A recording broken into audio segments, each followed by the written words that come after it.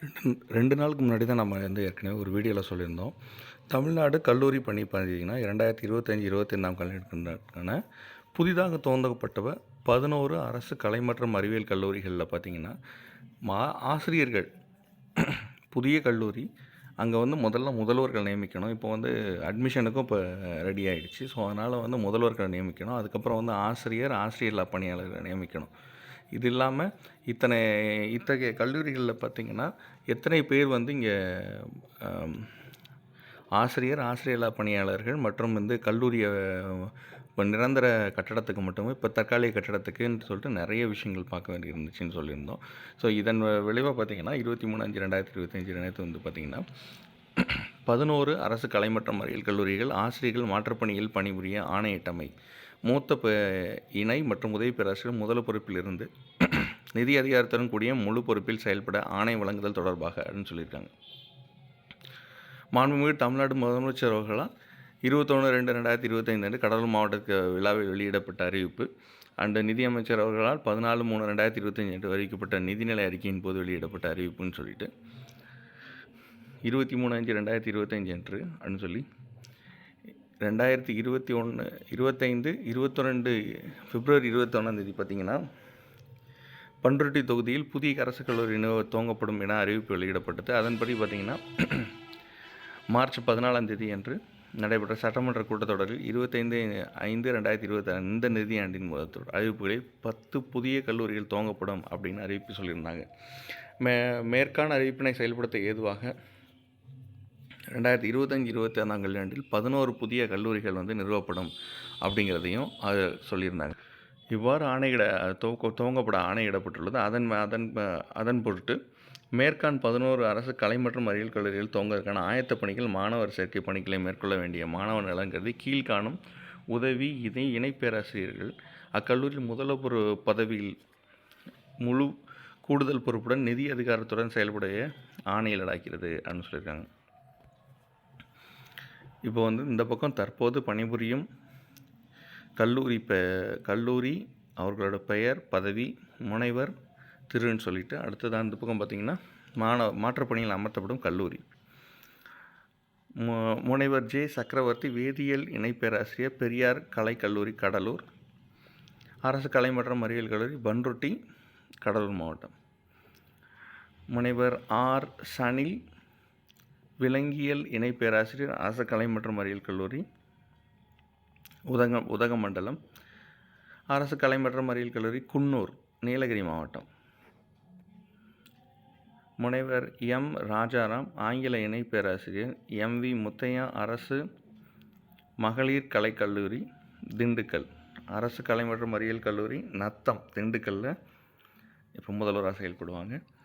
முனைவர் வே சங்கரநாராயண் தமிழ் இணை பேராசிரியர் தந்தை பெரியார் அரசு கலைக்கல்லூரி அறிவியல் கல்லூரி தன்னாட்சி திருச்சி 2023 அரசு கலை மற்றும் அறிவியல் கல்லூரி ஆலந்தூர் சென்னை மாவட்டம்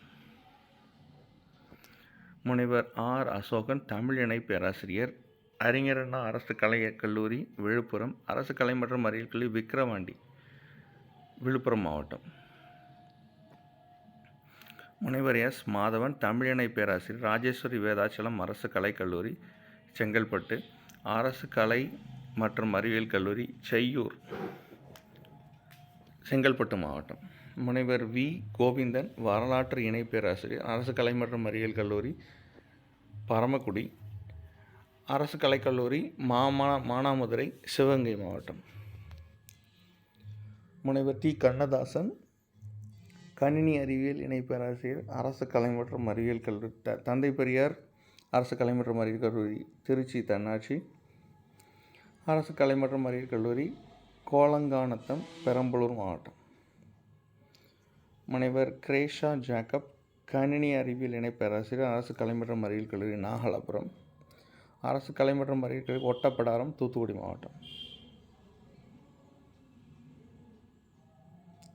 முனைவர் பி ராஜாராம் விலங்கியல் இணை பேராசிரியர் திருவிக அரசு கலை மற்றும் அறிவியல் கல்லூரி திருவாரூர் அரசு கலை மற்றும் அறிவியல் கல்லூரி முத்துப்பேட்டை திருவாரூர் மாவட்டம் முனைவர் ஜெயசீலி வணிகவியல் இணை பேராசிரியர் அரசு மகளிர் கலைக்கல்லூரி கும்பகோணம் அரசு கலை மற்றும் அறிவியல் கல்லூரி திருவிடைமருதூர் தஞ்சாவூர் மாவட்டம்.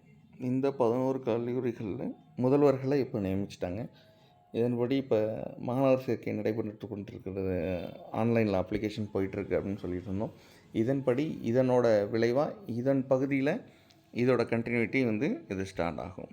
அப்புறம் பார்த்திங்கன்னா அது மட்டும் இல்லாமல் அந்த கல்லூரிகளில் இதே நாட்களில் கடலூர் மாவட்டத்தில் இவங்க அறிவித்த அந்த ஆசிரியர் இல்லா பணியிடங்கள், இதே 11 அரசு கலை மற்றும் அறிவியல் கல்லூரிகளுக்கு பார்த்திங்கன்னா ஆசிரியர் இல்லா பணியாளர்கள் ஆசிரியர் பணியிடங்களுக்கு வந்து அனுமதி அளித்தல் தொடர்பாகன்னு ஒரு ஆணை வெளியிட்டிருக்காங்க. ஸோ இதுலேயும் பார்த்திங்கன்னா இந்த 11 கல்லூரிகளில், அதாவது புதுமை பெண், தமிழ் பெண், தமிழ் புதல்வன் போன்ற முன்னோடி திட்டங்களால் தமிழ்நாட்டில் மாணவர் சேர்க்கை தொடர்ந்து அதிகரித்து வருகிறது. அத்தேவைகளை நிறைவேற்றும் விதமாக நீலகிரி மாவட்டம் குன்னூர், திண்டுக்கல் மாவட்டம் நத்தம், சென்னை மாவட்டம் ஆலந்தூர், விழுப்புரம் மாவட்டம் விக்கிரவாண்டி, செங்கல்பட்டு மாவட்டம் செய்யூர், சிவகங்கை மாவட்டம் மானாமதுரை, திருவாரூர் மாவட்டம் முத்துப்பேட்டை, தஞ்சாவூர் மாவட்டம் திருவிடைமருதூர், பெரம்பலூர் மாவட்டம் பெரம்பலூர், தூத்துக்குடி மாவட்டம் ஒட்டப்படம் ஆகிய புதிய அரசு கல்லூரி தொடங்கப்படும் அப்படின்னு சொல்லியிருந்தாங்க. இதன் மேலே உள்ள கருத்துருவை ஆராய்ந்து 2025-26 கல்வியாண்டில் இந்த கல்வியாண்டில் 11 புதிய அரசு கலை மற்றும் அறிவியல் கல்லூரிகளை இவ்வாணையின் இணைப்பில் உள்ளவாறு தெரிவிக்கப்பட்டுள்ள ஒவ்வொரு கல்லூரிக்கும் 5 பாடப்பிரிவுகளுடன் கூடிய ஆணை வெளியிடப்படும் நிபந்தனைக்குட்பட்டு துவங்க அனுமதி அரசு ஆணையிடுகிறது. ஒவ்வொரு கல்லூரிக்கும் 12 ஆசிரியர்கள், அதாவது உதவி பேராசிரியர் பணியிடங்கள் முதலாம் ஆண்டிற்கு மட்டும் மற்றும் 14 ஆசிரியர் நான் டீச்சிங் ஃபேக்கல்ட்டி வந்து 16 ஆசிரியர் பணியாளர்கள், 11 காலேஜுங்க சேர்த்து 132 ஆசிரியர் பணியாளர்கள், 132 ஆசிரியர்கள், 154 ஆசிரியர் பணியாளர்கள் இவ்வாணையின் மூலம் இணைப்பு 2 கண்டுள்ளதாக தோற்றுவித்தும் 11 கல்லூரிக்கும் ஓராண்டுக்கான தொடர் செலவினமான, அதாவது இதற்கான தொடர் செலவினமாக 20,21,38,420 தொடர் செலவினமாகவும், அதே போல் 5,06,00,000 ரூபாய் வந்து இதற்கான ஆக மொத்தம் செலவி கணக்காக இது நிதி ஒப்பளிப்பு ஆணை வெளியிடப்படுகிறது அப்படின்னு சொல்லியிருக்காங்க. ஸோ 12 ஆசிரியர் பணியிடங்களுக்கான ஒரு கல்லூரிக்கான தொகை அப்படின்னு சொல்லிட்டு இங்கே ஒரு தொகையை போட்டிருக்காங்க. ஒரு கல்லூரிக்கு 1,45,93,596 ரூபாய் ஒரு கல்லூரிக்கும், அதுவே வந்து 11 கல்லூரிக்கும் இன்ட்டு 11 போட்டு அதற்கான செலவினம் சொல்லியிருக்காங்க. அது மாதிரி ஆசிரியர் பணியிடங்களுக்கான செலவினம் வந்து 37,82,624 ரூபாய். அதே மாதிரி இதுவும் 11 கல்லூரிகளுக்கும். ஆக மொத்தம் வந்து இது மொத்தம் எவ்வளோ அப்படிங்கிறதையும் போட்டிருக்காங்க.